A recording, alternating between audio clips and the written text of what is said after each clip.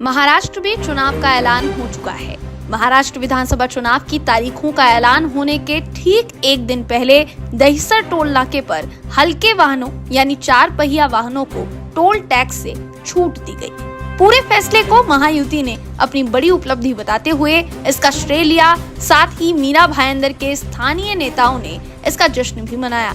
लेकिन अब इस फैसले को लेकर कांग्रेस ने महायुति सरकार पर कई तरीके के निशाने साधे हैं, सरकार को घेरा है, साथ ही कई तरीके के आरोप लगाए हैं। सबसे बड़ा सवाल ये खड़ा किया है कि क्या टोल का मुद्दा सिर्फ और सिर्फ चुनावी मुद्दा है, चुनावी लॉलीपॉप है। मीरा भाईंदर कांग्रेस प्रमुख और महाराष्ट्र प्रदेश कांग्रेस कमेटी के कार्याध्यक्ष मुजफ्फर हुसैन ने प्रेस कॉन्फ्रेंस के जरिए किन बातों का खुलासा किया है, आइए आपको सुनाते हैं। टोल टैक्स का आपने बहुत बढ़िया सवाल पूछा। कल मैंने आदरणीय मुख्यमंत्री जी का स्टेटमेंट देखा। उसमें उन्होंने क्या कहा कि बहुत सालों से ये समस्या थी। वो इसी जिले के हैं, इसी जिले से वो आमदार रहे, इसी जिले से 5 साल वो MSRDC और अर्बन डेवलपमेंट मिनिस्टर के मिनिस्टर रहे, इसी जिले से वो मुख्यमंत्री बने हुए हैं। कल उन्होंने खुद ने कहा कि मैं भी कोर्ट में गया था।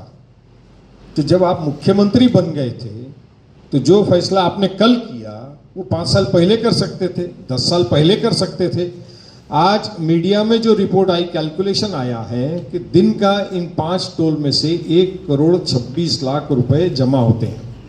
सालाना 475 करोड़ के आसपास कुछ होता है। 10 साल में 5,000 करोड़। लाइट मोटर व्हीकल, हाँ, हैवी मोटर व्हीकल नहीं, लाइट मोटर व्हीकल। तो खाली 5 साल का आप गिनो तो 500 करोड़ रुपया हुआ। सर कितना हुआ? नहीं, 2,500 करोड़ रुपया हुआ। और कितना नेचुरल लॉस हुआ पावर एंड फ्यूल में, उसका हिसाब कीजिए आप। कितना कार्बन एमिशन हुआ, एनवायरनमेंट का नुकसान हुआ, लोगों को परेशानी हुई, लोग बीमार पड़े, कई लोगों ने अपना दम तोड़ा, अपनी जान गंवाई, समय नष्ट हुआ, लोगों का शरीर खराब हुआ। जब सरकार जाने का वक्त आया, जब आपको दिख रहा है कि पूरे महाराष्ट्र में इस बात को लेके बहुत ज़बरदस्त नाराज़गी है और MMR रीजन, मुंबई, अलीबाग, पेन, पनवेल, पालघर, यहाँ पे जो हमारी सीटें हैं 18 और 6 24 और 7 31 सीटों के ऊपर इसका भारी भरकम नुकसान होने जा रहा है। तब जाके आपकी आंख खुली। तो सवाल इधर ये उठता है, सरकार ने फैसला किया, लोगों को राहत मिली, इसका मैं स्वागत करता हूँ कि लोगों को राहत मिली, भले कल से मिली। आज इलेक्शन डिक्लेयर हुआ, ये सरकार ने कहीं नहीं लिखा कि ये कब तक नहीं लगेगा टोल। ये सवाल प्रश्न चिन्ह बना हुआ है कि ये टोल कब तक नहीं लगेगा, इसके ऊपर कोई खुलासा नहीं है।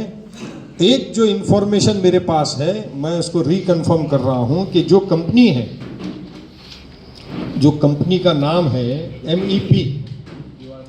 MEP इंफ्रास्ट्रक्चर डेवलपर्स लिमिटेड, इसके पास ही टेंडर MSRDC इनको फंड कलेक्शन का, टोल कलेक्शन का था।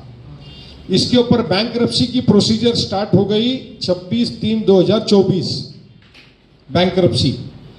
और इनके ऊपर कुछ कर्जा है बैंक का लाखों करोड़ों रुपयों में। और इनका कर्जा का आखिरी चुकादा करना जो इनको था 24/9/2024। गवर्नमेंट ने इसको 800 करोड़ रुपए दिया। कभी दिया? अभी नहीं, अभी बंद करके इस कंपनी को 800 करोड़ रुपए दिया गवर्नमेंट ने। ये कंपनी बैंकरप्ट हो गई है, जो टोल कलेक्ट करती है। इसकी बैंकरप्सी का प्रोसीजर 6 महीना पहला शुरू हुआ है और गवर्नमेंट ने जनता के 800 करोड़ रुपया इसकी बैंकरप्सी के प्रोसीजर में से बाहर निकलने को इसको दिया। तो सवाल क्या उठता है कि लोगों की समस्या का समाधान किया है कि किसी कंपनी का कर्जा चुकाया है जनता के पैसे से। और जनता को जो 10 साल और 5 साल तकलीफ उठानी पड़ी है, इसका चुकादा कौन करेगा, इसका भुगतान कौन करेगा, इसकी जिम्मेदारी कौन उठाएगा। जी, तो जैसा आपने सुना, मुजफ्फर हुसैन ने कागजों के जरिए वर्तमान सरकार को घेरा है। सवाल किया है कि महायुति सरकार ने इस बात का खुलासा क्यों नहीं किया कि टोल माफी कब तक है। इसी के साथ साथ उन्होंने टेंडर को लेकर भी कई तरीके के सवाल खड़े किए। इस लिहाज से देखा जाए तो विधानसभा के समय में ही दहिसर टोल नाके का मुद्दा एक बार फिर से तूल पकड़ता हुआ नजर आ रहा है। आपको क्या लगता है, ये मुद्दा क्या वाकई में मात्र और मात्र चुनावी मुद्दा है या फिर कुछ और? अपनी राय कमेंट करके जरूर बताइए और जुड़े रहिए MB लाइव के साथ।